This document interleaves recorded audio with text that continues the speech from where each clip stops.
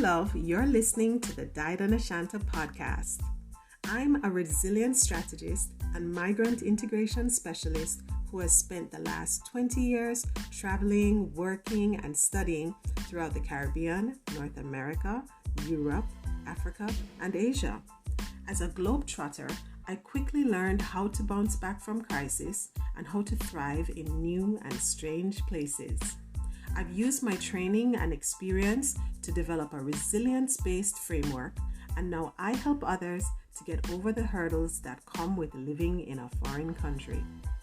Now on this podcast, I invite you to join me on this journey of living with simplicity, joy, and resiliency. From green smoothies to goal setting, we'll cover it all. We'll talk about all the things that help us to thrive through the storm.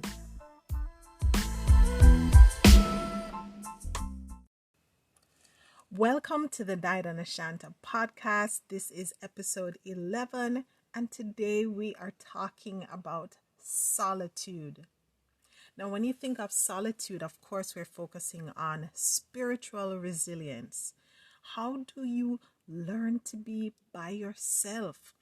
When we talk about solitude, this is actually a spiritual discipline, and this is a practice or practices that you use to take a break from external distractions, whether those distractions be work, conversations with other people, spending time on social media, consuming digital entertainment, whether it's TV or some streaming services, or even to study.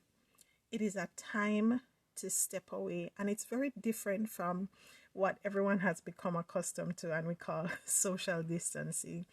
Solitude is a time and space that you reserve for mindful reflection. It can be scheduled time and it can be spontaneous time, but it's specifically time you use to disconnect from other people, whether it's your inner circle or the wider community. Is it a time when it's just you and your source of spiritual strength and refueling? Now, in practice, what solitude looks like is things that help you to become more self-aware. Back in the day, some folk would say it allows you to look into yourself. And that's reflection, looking on decisions you've made in the past, experiences you've had in the past, but it also allows you to take time for aspiration, thinking about your future, what you would like to achieve, what you'd like to acquire, who you'd like to become. And of course, there's always time for introspection. Those are the times when you begin to question yourself, who you are, why you do, what you would like to accomplish in your lifetime. And so these kinds of activities would include things like journaling, thinking, planning, or goal setting, as some call it. And it could simply be singing. Picture yourself sitting by a lake or a river and just enjoying the melodies of the water flowing by and humming a tune and enjoying the solitude, that time when you are not engaging with another human being. Some people use their times of solitude to pray. Whatever it is that you do during these times, it's about rebuilding and finding and nurturing your soul, so that when you do reconnect with people, whether it's in real life or it's in a digital format, that you feel strong in who you are and you feel confident about how you're showing up in the world because you know yourself. Solitude is something that a lot of people avoid because they're afraid of their inner thoughts. They're afraid of the questions that their minds will force them to answer.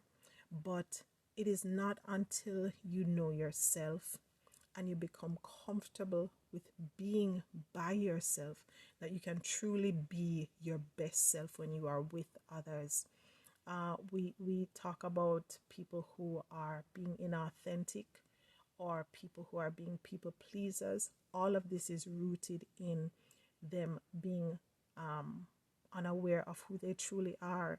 So last week we spoke about authenticity, and authenticity is fueled and grown and cultivated in spaces of solitude. And solitude is not about loneliness. Loneliness can break you down, can rip you apart. But being alone, intentionally alone, so that you can sit with yourself, that you can sit with your creator, your higher power that you look to for, that inner strength, is a time to rebuild who you are. Because whether we like it or not, even for those who we love to be around, we pour out into others when we interact with them. So not until we disconnect and we step away do we get a chance to pour into ourselves. So the question is, when was the last time you made time to be alone? When was the last time you enjoyed the stillness and the quietness of your own thoughts? When was the last time you allowed yourself to really reflect on where you're coming from, where you are now, and where you want to go? These are the privileges and the treasures that you are able to unearth in times of solitude, in times of mindful reflection, aspiration, introspection. And so I would really want to encourage you that if it's even that you start with, 15, 30 minutes that you can schedule one day out of the week where you have nothing planned and you simply get away to be by yourself. Depending on your living circumstances, this could legit be locking the bathroom door and sitting in a tub of warm water and just sitting there with your thoughts, soaking away your stresses and just allowing your mind to be free. So I want to challenge you. Set aside some time to be alone. Set aside some time to think, to journal, to pray, to just be by yourself and enjoy that moment.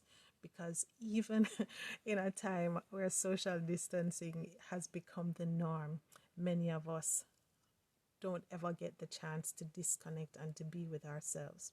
There is a Tuareg proverb that says, God has created lands with lakes and rivers for man to live, and the desert so that he can find his soul.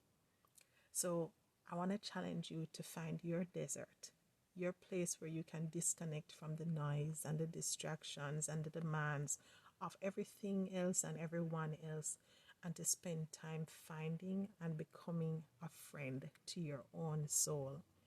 A book that I have adored for more than a decade now is by Richard J. Foster, and it's called Celebration of Discipline, The Path to Spiritual Growth.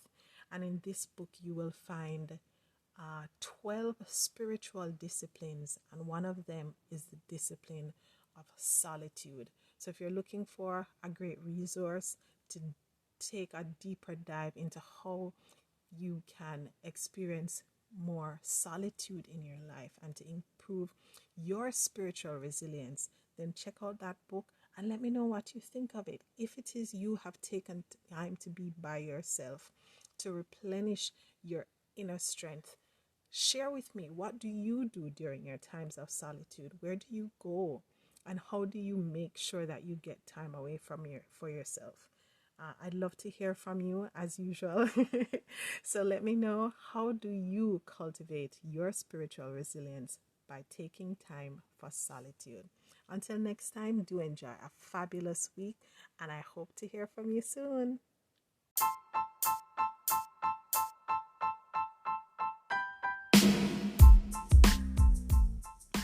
Thanks so much for listening, love. If you enjoyed this episode, head over to didanashanta.com. I'd love to hear your thoughts on today's message. Be sure to drop your email address so I can send you some helpful resources, updates, and the occasional music video that I may have on repeat.